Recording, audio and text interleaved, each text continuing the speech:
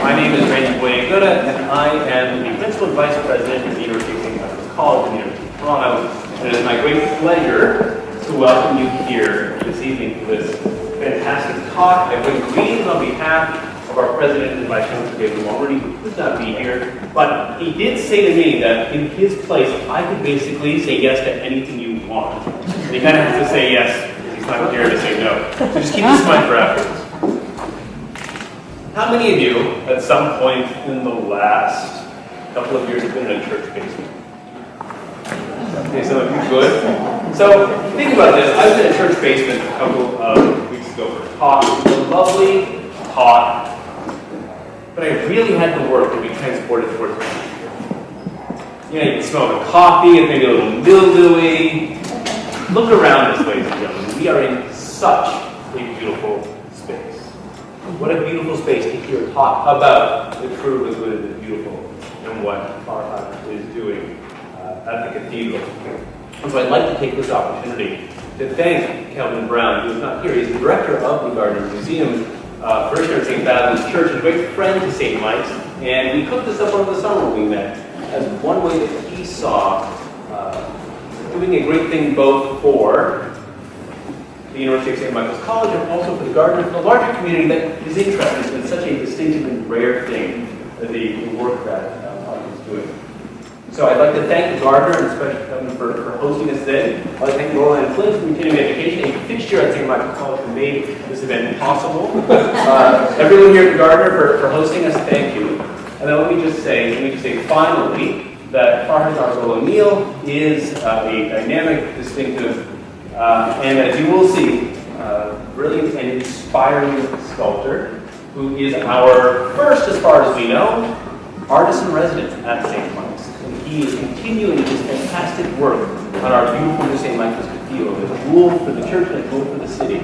And he will be telling us today about some of that work. And so without further ado, Farhad Nargol.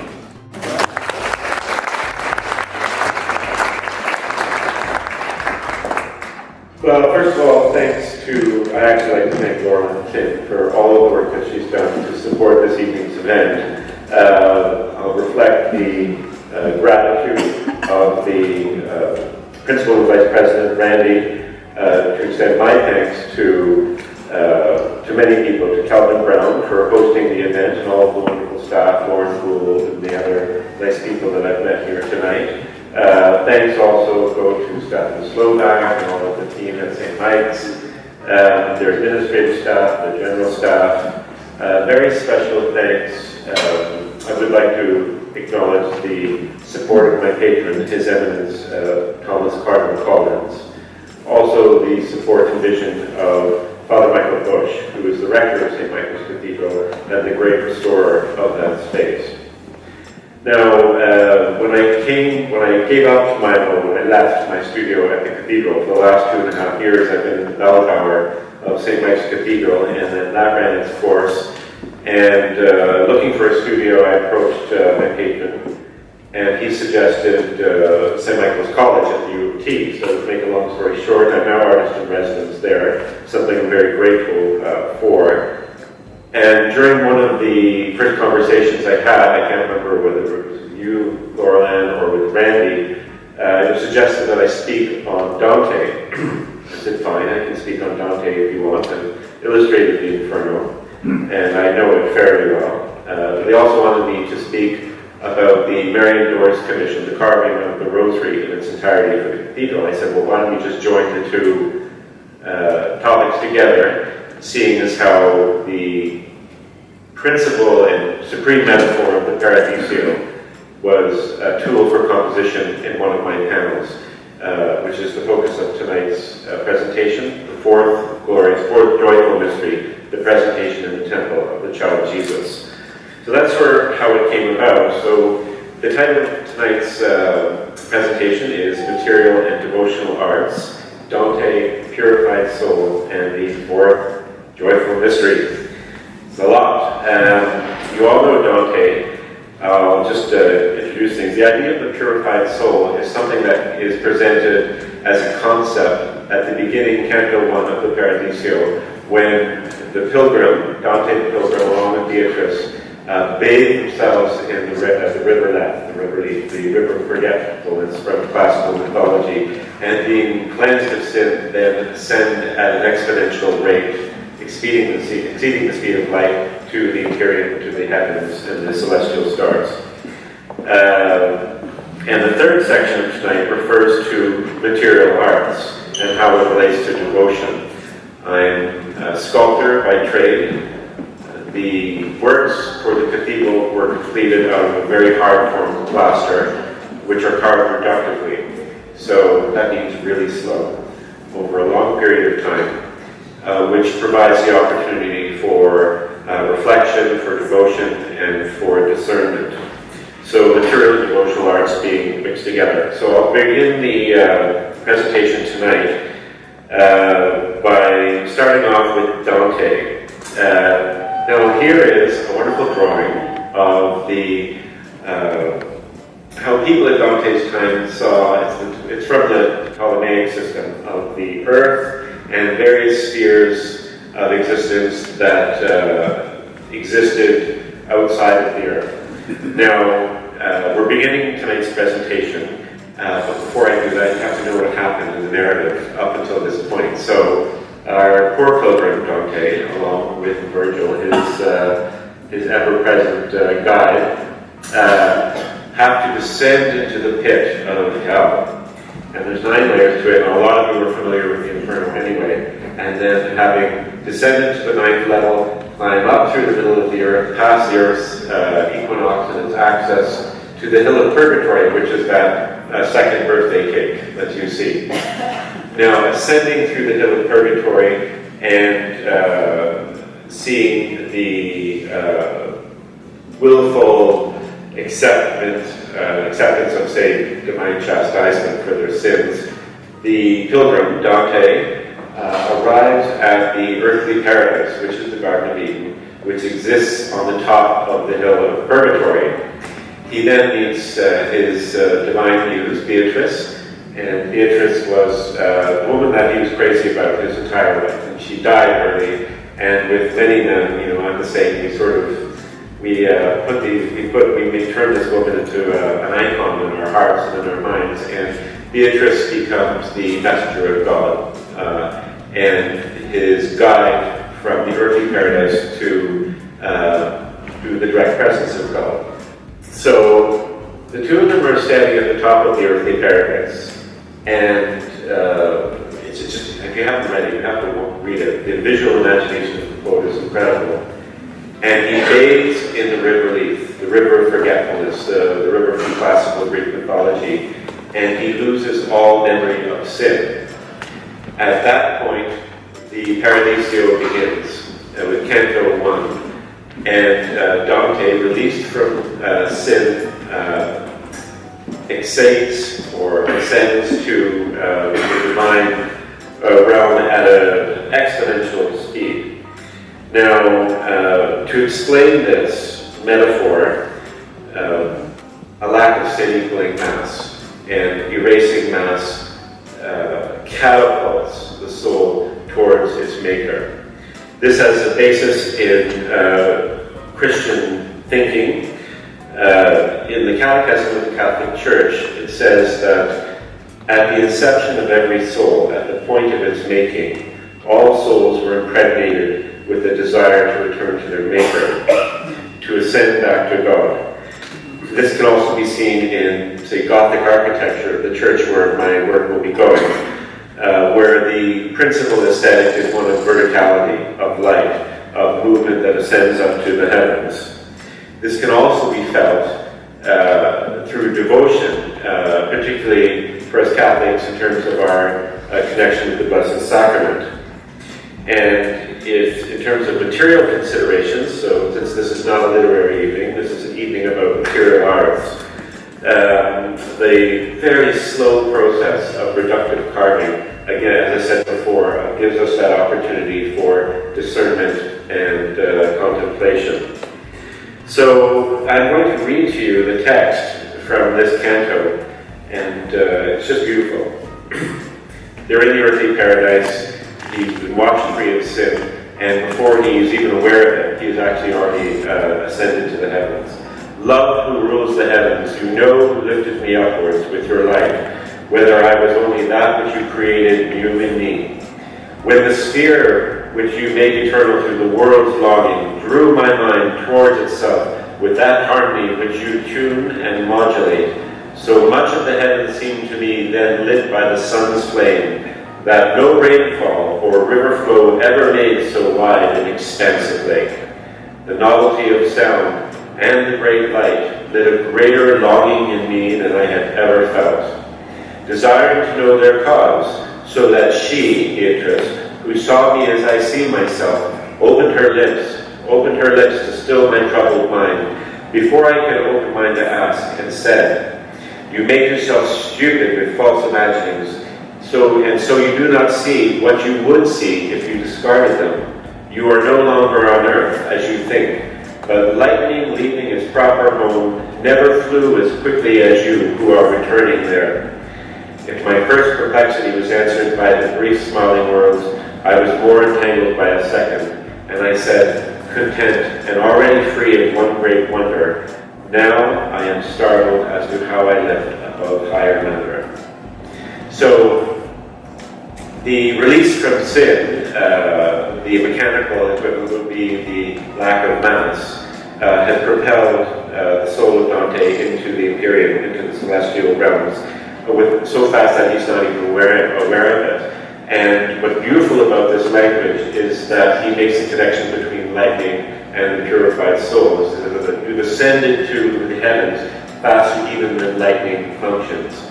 Now, this was written in the late 1200s. Science was getting back on an even keel again. Lightning travels at the speed of light, and Dante is very knowingly saying that the soul has exceeded the speed of light, which is something that we know to be impossible. Because as we approach the speed of light, our mass increases exponentially until this glass of water would weigh as much as the entire universe. And so the lesson is that everything is possible with God, and faith is the greatest tool. So that's Dante. And I've read that to you. So the mechanics of the metaphor are intensely interesting to us visual artists who are always looking for tools for composition. The metaphor is about velocity. And as human beings, as artists, as artificers, as makers of all kind, we are interested in how things work. So here's another example of how human beings can harness tension to increase velocity. Our friends Lucius Varenus and Titus Culo are engaged in about to let off a huge ballistae, a Roman catapult. So through the manipulation of tension, they were able to fling small objects vast distances to crash someone's body or their castle that they're in or their whatever defensive edifice that they were in. Another example of the desire to manipulate natural forces to create velocity or to direct energy is our friend, the great lighthouse of Alexandria. So, which now lies buried outside the shores, a mile off the shores of Alexandria. And lighthouses are very interesting things. On the inside, the flame is here, and it's usually encompassed by some sort of mirror. And in this case, it can be flat or spherical or parabolic. And depending on the curve of the mirror, it can direct light and fling light vast distances, far more than that light would ordinarily be able to go. And these types of mechanics were of intense interest to people at Dante's time. And the use of this metaphor for me is that I was able to take it and change it into a compositional device for the fourth joyful mystery panel for the cathedral. And here's a picture, Gustave Doré, 19th century, of our friend Dante and the love of his life, Beatrice, ascending from the earthly paradise to the Empyrean. So that's so much for Dante. I'd like to transition now to what I'm doing for the cathedral and to make the connection. Dante's metaphor takes place, the location is a architectural space, a natural space that exists in his head. It's a literary work that inspires visual imagination to create images. My work for the cathedral is corporeal, it's real, you can touch it. This is a sketch of the Marian doors for the north and south transepts for St. Michael's Cathedral, and each of those square panels is a rosary story. So the life of the Blessed Virgin, the memory of her own life, and the life of Christ. And there's 20 of these panels. The panel that we'll be talking about exists up here, so most of us would be looking up at it, unless you're full chamberlain. There's an architect's schematic. So I'm putting in context. You have the literary context of Dante, and now I'm giving you the physical context for the fourth glorious mystery as a corporeal work, which we'll find at home in one of these transept doors. Now here is the carving. This is my carving of the fourth joyful mystery, which is the presentation of the baby Jesus in the temple. The narrative is as follows, that after 40 days, after Mary had given birth to Christ and the ritual purification time had ended according to Mosaic law, they brought the baby Jesus to the temple to be presented. They brought him as a poor family to make sacrifice, offer sacrifice to the Levite priests of the temple, and they would kill 2 turtle doves or a dove or a pigeon or whatever the case may be. And during this presentation, the Holy Family were confronted by 2 people. One was Saint Simeon and the other was Saint Anna. And they were both, we would call them sort of mendicant prophets, very poor people who lived their whole lives in the temple and devoted their life to prayer, God, and serving the poor.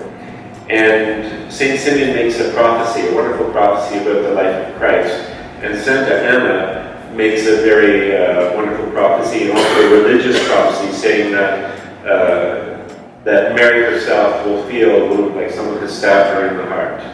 So it prophesizes her son's political execution in the future. And the Holy Family is amazed by all of this, but they accept that such will be the case, and they wait for the sacrifices to be conducted, and then they return back home again. Now this is the image. When I first met my patron, Father Michael Bush, my employer rather, I asked for instruction as was appropriate. And he said to me, keep it simple, stick to the gospel story, and if you can, make these images peculiar and special to Toronto and St. Michael's Cathedral. So to show that the gospel is not a dry historical document, it's something that's alive, and something that faith is alive in our time now, I decided to place the first 5 images within the cathedral, in particular spots that referred to or where sacraments were conducted that had something to do with the nature of the Mass or a function of a particular part of the cathedral. So the story takes place in Jerusalem, in the great temple, Herod's temple, the second temple, which was basically an outer court and an inner court. And the inner court held the holiest of holies, and the Ark of the Covenant, and the symbol of God's contract with his people. In Catholic churches, many Christian churches, we will have the area where the parishioners sit, and we will have the sanctuary. And this actual location is the northeastern corner of the cathedral, and that large structure you see in the distance is the tabernacle, which houses the Blessed Sacrament, the Eucharist that we take when we go to Mass, and represents for us the holiest of holies. So here we have the gospel story. We have the Levite priests conducting the sacrifice. We have the Holy Family here. Mary is in a position which shows as much shock and horror and surprise as acceptance. And then St. Simeon is holding the child Jesus and Santa Anna. But we live here today and now. And the gift of the Blessed Sacrament for us is something that's, it's the most beautiful concept because, like Dante's metaphor, it says that the fusion of two things which should be inimical are not. So it's impossible to travel at the speed of light, like in Dante's metaphor, and yet it happens through faith.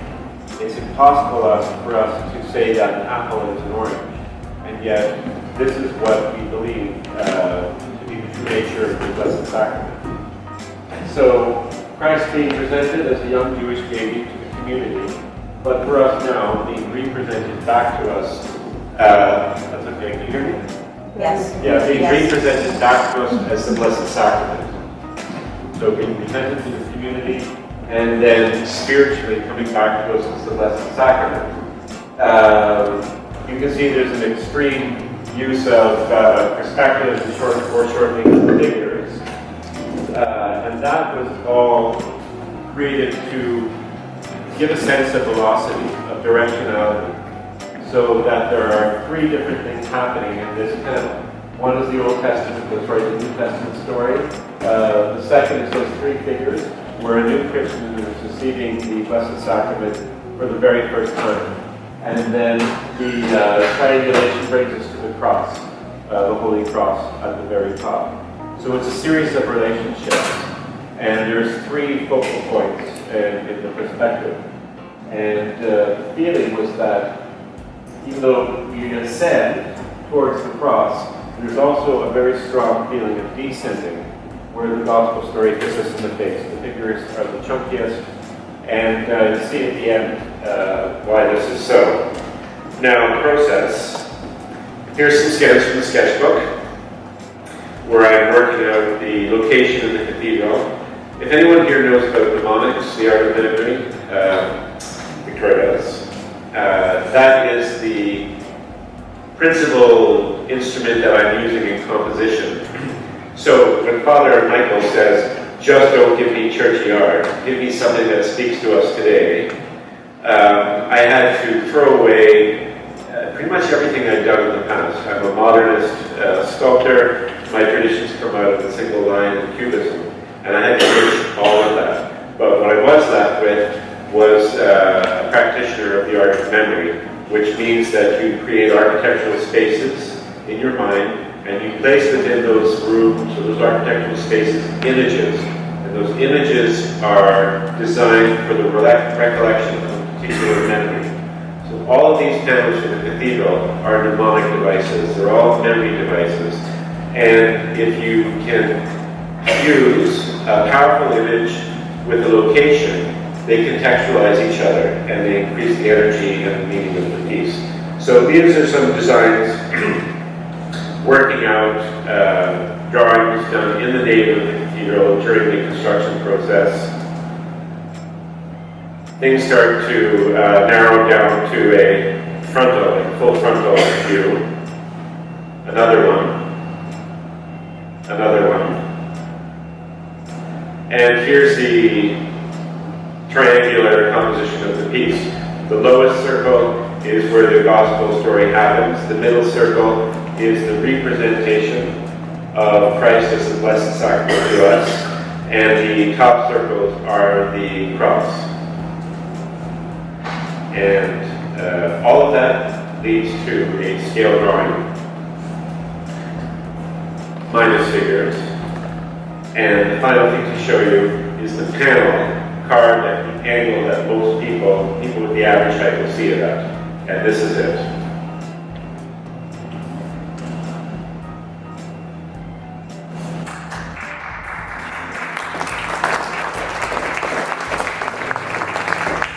So you can see it's quite a different piece, isn't it, than the first view. Let me see, I'll bring it up.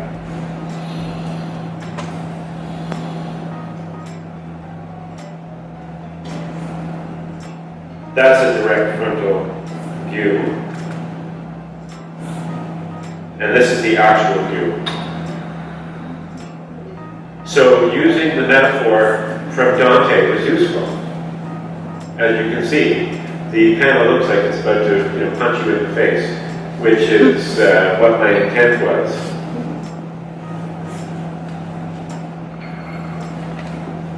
Now that piece will be cast and gilded. But I hope what I've said to you has given you a sort of insight into the process, and also how a literary metaphor can influence an artist and give him compositional choices. Now that's what I've got to present to you. I'm welcoming questions. There's no question. Some people think that their questions are silly. I don't think that there's such a thing as a silly question. If anyone wants to ask anything, then please go ahead. This panel, the first panel was 6 months, cradle to grave, including drawing. This panel was a little less. I think this panel was about 4 months. It was a killer, actually. The tabernacle was very difficult.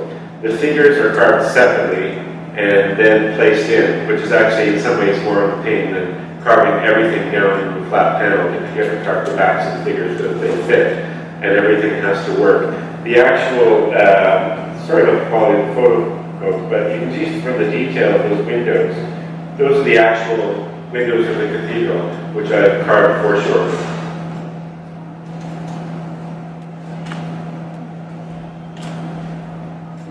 Go ahead. The original image that we saw of Beatrice, Yeah.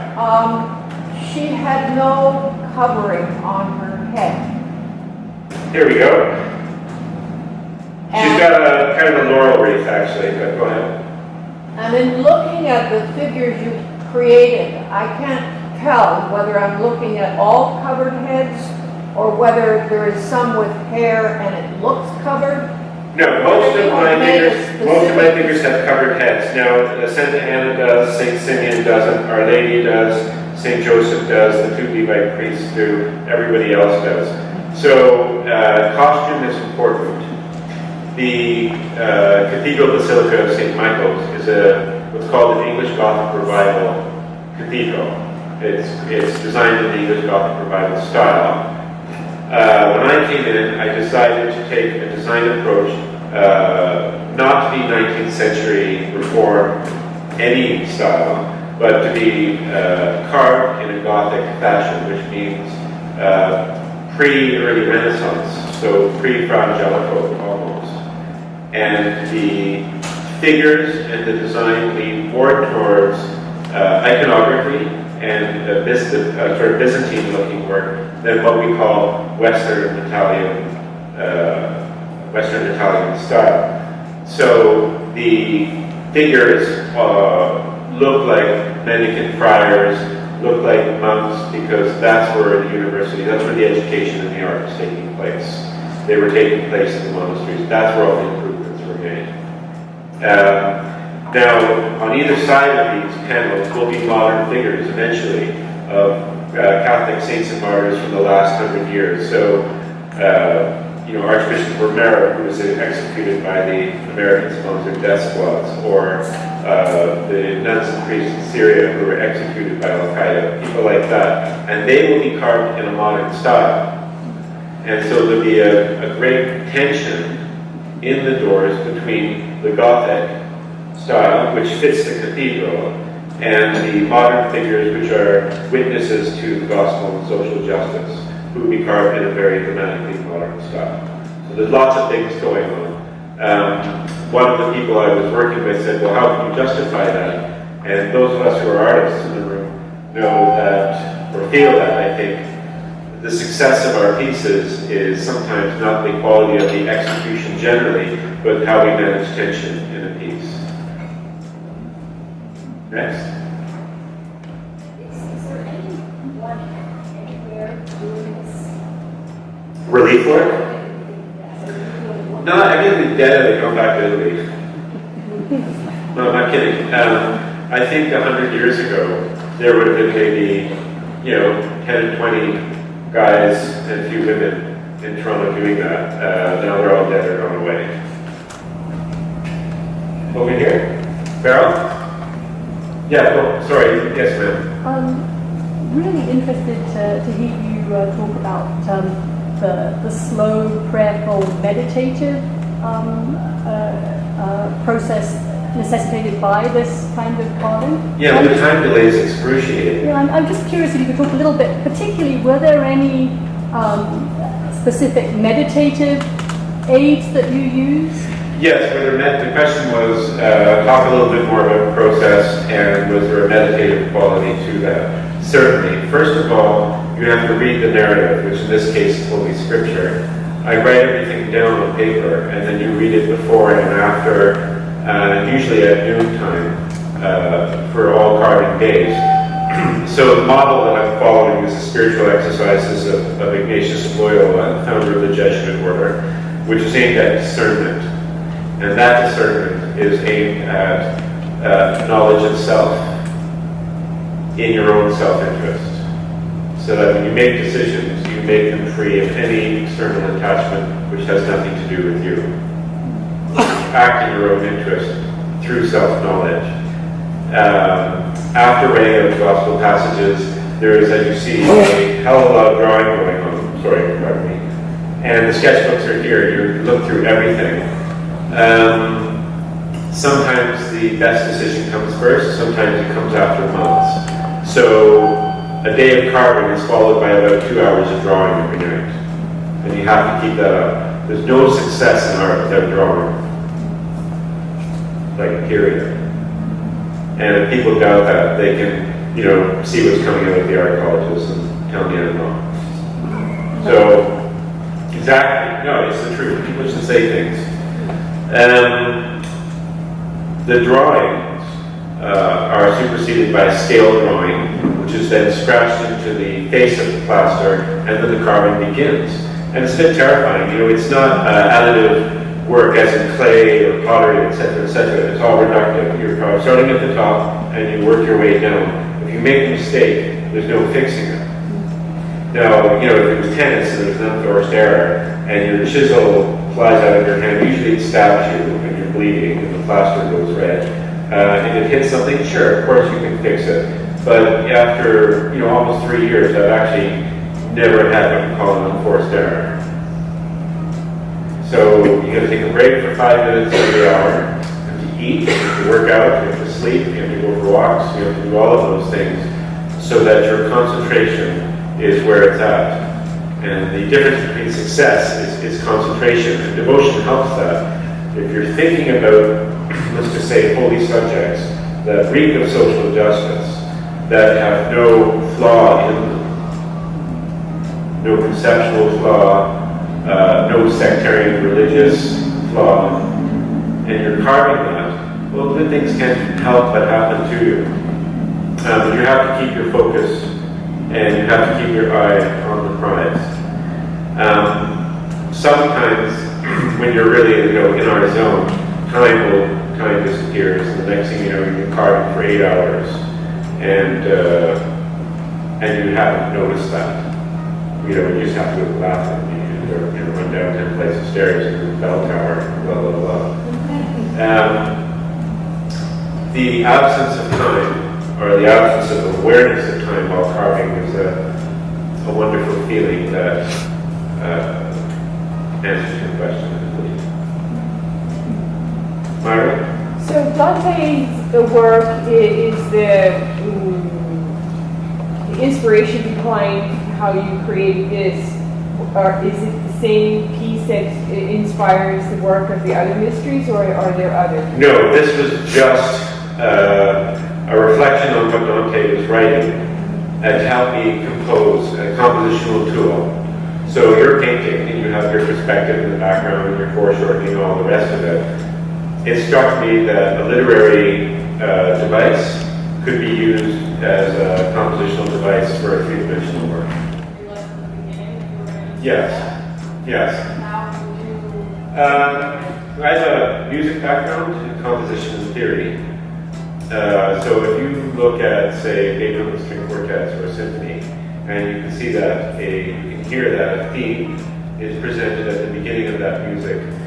Sometimes it's brought back, sometimes it's inverted. And having a musical education teaches you all of these devices and why they're brought back for dramatic purpose at a particular point in the music.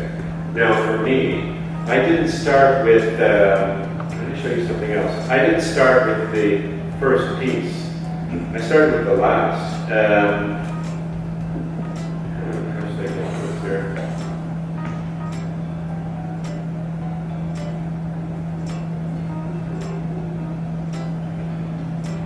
This is a picture of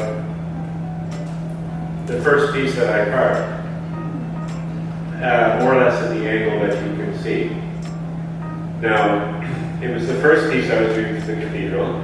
I was, hugely, aware of the challenge that was involved, and I also didn't feel I was spiritually ready to tackle the first piece in the narrative, which is what we call the Annunciations, where the angel Gabriel appears to Mary and tells her that she's pregnant with God. It represents the concept of incarnation between the divine and the human. And also professionally speaking, if you flub your Annunciation, painting like your toast. Your career is over. It doesn't matter what you can do. Everyone gets judged by the Annunciation. You're finished. So I had to take all of those considerations in mind and start at the end and go back to the beginning. So you can see how the figures are elongated and unnaturally to compensate for the height that they're at. Here's again the drawing. There's the carving, front on. This is the carving that we're seeing today. Now as I get lower, my figures become more realistic as far as through a Gothic lens. This is now front-facing, eye level. There are different nationalities, but the figures are much more realistic than they were in the first ones. As we're going lower, they're almost fully realistic. This is the second panel in the narrative. The drawing, and this is the first panel, where the expressions are much more human. This is Father Michael Bush, the rector of the cathedral. And this is my sister, Marion Spensieri. Does that help? Yeah, okay. Next. Yes, Rosemary. A long time ago, I saw a cartoon. It showed a little tiny figure who was clearly my flesh. And beside it was a drawing, which was clearly big. And in front of him was a huge piece of marble. And the caption was, "I hate my big nose." But you know what? We were in the club one day, and I came in and I said something I read from Marcus Aurelius's Meditations. We said, "Oh, I love the man who can quote Marcus Aurelius," And Marcus Aurelius, Roman emperor around 187 AD, Stoic, put himself out there as a very righteous man. This is for a dictator and emperor of Rome, despoiler of everybody else's country. Women, property, and all the rest of it, wrote these beautiful meditations about virtue. And I was quite taken with them. For exactly the reason that you're talking about, in the cathedral, there was no heat or air conditioning where I was. And in the winter, sometimes the heat from the nave would come up the bell tower and warm you, but sometimes like -10 degrees in there. So reading some Stoic literature really helps, right? Until I got through halfway through his meditations, and I got really bored. And I was having breakfast with Cardinal Collins. He said, "Well, what are you reading these days?" I said, "I'm reading Marcus Aurelius. I really love it." And blank. He said, "Have you any idea what he did to us?" And he was a bastard. And I thought, I'm going to think about this, right? So, for a blood-thirsty, permanent dictator talking about virtue is enough. His son was a monster, and his wife was, forget about his wife. I lost interest in Stoic things. It was good when you had to get up at 4 in the morning and walk down Main Street in the snow and start carving when it was -10. But humor always helps. Jim. In the one main one you were showing us today, most of the figures have fairly exaggerated arms and hands. That's right. In size, maybe slightly larger heads. And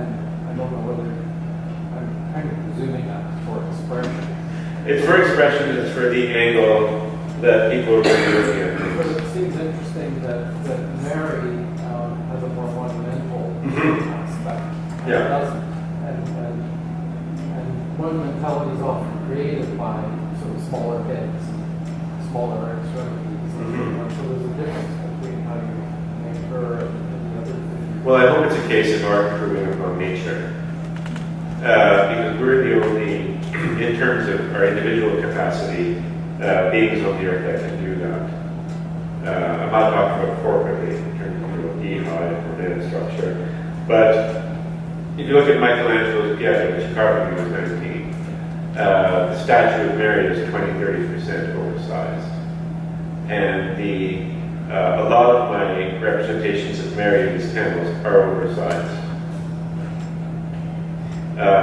to put the importance on her. It's also a slightly different proportion.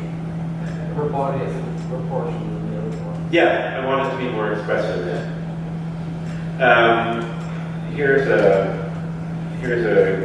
I'll give you something. I'll tell you why I'm doing this too. The first story is the Annunciation. The location was some house in Israel somewhere 2,000 years ago. The location for the panel is the northwest corner of the cathedral. So when you come into the cathedral, this is the first door that you come in. Our Lady is there in the same expressive pose. The angel Gabriel dominates. But the two windows behind are the actual windows of the cathedral that I've carved.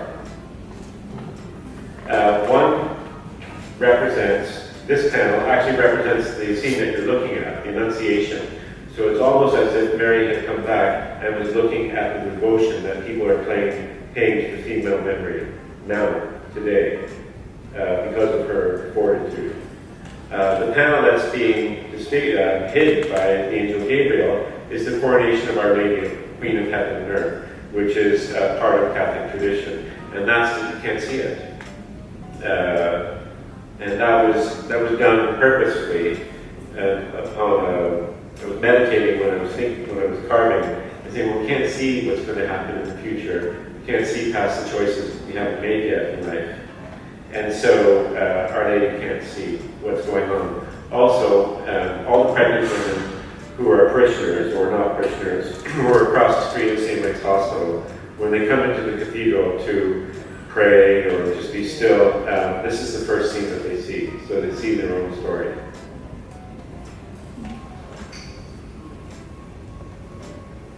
Anything else? Sorry, go ahead. You've spoken about the working conditions as you work through the pieces in the bell tower. And many artists work in less than ideal conditions. Did the conditions you were working in, did they strengthen your belief in what you were doing? They strengthen your belief overall?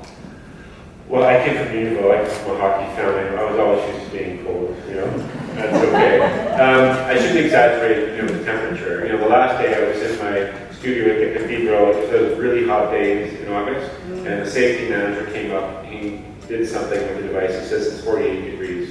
You have to get out, right? My conditions in the studio were perfect. I had as much isolation and privacy as I wanted. The entire construction process was taking place below me. I was up and down the scaffolding like a monkey for 3 years. I sketched every trellis, every boss, every arch, every Gothic floral plaster pattern. I have books and books of it. I had enough to go on for 50 years. And I was able to document every aspect of the cathedral by continuous drawings. So, who cares if it's hot or cold? It doesn't matter. It's worth it. It was a huge gift to allow Father, to me, for Father to allow that to happen in order to strengthen my rhetorical approach to the composition of panels through the art of memory.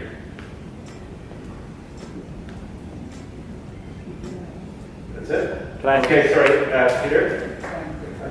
Harking back to your perspective and the fact that you panels, depending where you put them, the doors and how you see them, is that done to actually go a realistic look at the panels? Everything is geared towards feeling. For a feeling rather than a physical reality? Yeah, the physical reality is secondary in devotional art.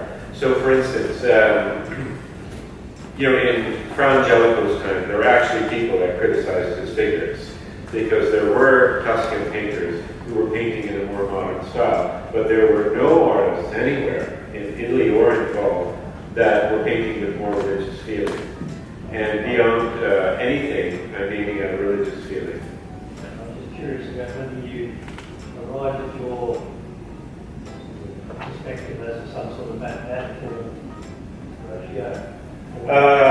Feelings to accentuate this particular person over the rest of the You can lay down a graph perspective. You can lay down sort of receding lines on paper, and you can draw according to it. I also carve on a drafting table with swivels, and I can do that. So sometimes it's carving like that. The competent artist should need to be quite honest. If we're competent in what we do, we should be able to compensate for that, looking straight at it. So it gives you appreciation for Masaccio and what was going on and what had preceded. But everything was aimed at feeling. Ready? Farhad, I have to ask a question about the perhaps a question on integration. I think one of the brilliant features of your talk has been the way that you have integrated your own sense of literature, of composition, of the work, your commitments in terms of faith, in terms of art, in terms of your craft. But I think to that question a moment ago about the conditions you were working in and that kind of eloquent answer you had about how beautiful and how perfect it was to have your studio there. So you were situated in the very space you were carving for. Now you're on a university campus with undergraduates running wild around you. I'm just wondering if you could reflect now on what's different about continuing your experience away from the studio that is the very place where these things will finally be. Well, and no complaints. We're very passionate people, and it's not always pretty. When I found out that I was losing my studio, I hit the roof.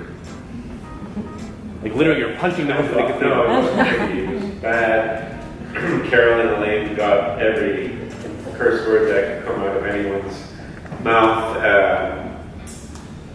Why I was losing my studio? It was because time's running out, and the parish is going to open, and they can't insure a guy in the attic. There's no fire escape. And I actually wrote a letter to Father Michael saying, I have a robe. There was no reply. I mean, I was enraged. I threw out almost everything in my studio with a skip. I'm proud of it. Childish, right? Didn't need the stuff anyway. To simplify your life. So when I had to move back to home and then to the college, it was a lot lighter.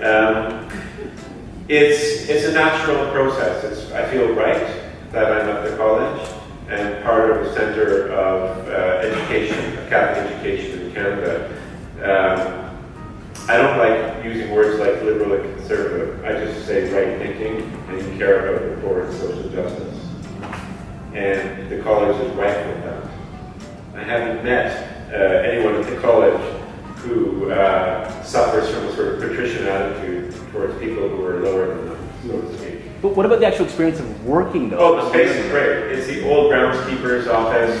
I have my own bathroom and shower, right? So I don't have to walk down 10 flights of stairs to use the toilet behind the cathedral. I can, whatever.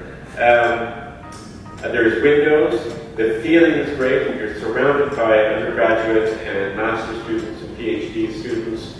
There's a great level of learning all around you. The Kelly Library is across the street, which has a rare book section, which is excellent. And above that is the Pittman's Library. John knows about that. So it's the Pontifical Institute of Medieval Studies. I thought I died going to heaven when I went up there. And I had full access. I even have my own library card, which is great. I went into this floor, and the entire floor was illuminated manuscripts. And that's how I got my start, just doing illuminated manuscripts. I'm in heaven. I mean, you could research the most obscure topics for the next 100 years, and you'd never be bored.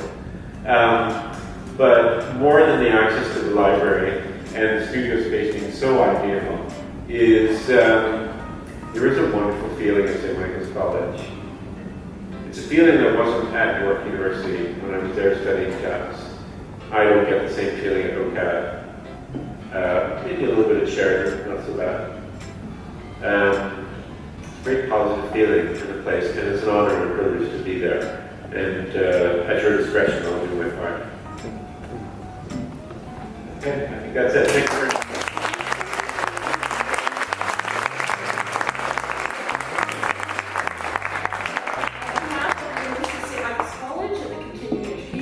I would like to thank Farhad for a wonderful talk. It would be great for some coffee, tea, and punch, and conversation with the artist, and an examination of the sketchbooks. Just a message from your sponsor. Sorry. Can't go to a movie without the commercials, you know how it is these days, although I won't take 20 minutes. I hope you have a look through our continuing ed calendar. We have a lot of great courses in the arts. Some of our instructors, for example, Simon Wagemakers, he started the Toronto Textile Museum. We're running a series of popular courses on previews of the AGO exhibits. The Mystical Landscape exhibit, which is coming soon.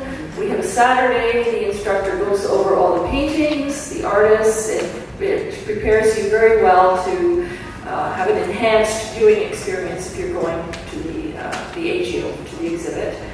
And we have Rick Phillips, 14-year host of Sound Advice, CBC, and literature, philosophy, religion, spirituality. All the courses are on our beautiful campus. You can come and visit. Oh, can they? Come and visit Farhad and see his work. And there are 5 weeks in Saturday workshops. And some of our students say they're Toronto's best kept secret, our courses. So we hope you look through our booklet, and we hope to see you on campus. I'm the person at the end of the phone, the end of the email, the end of the fax. It's me. Or also, if you phone or drop by, I'd love to see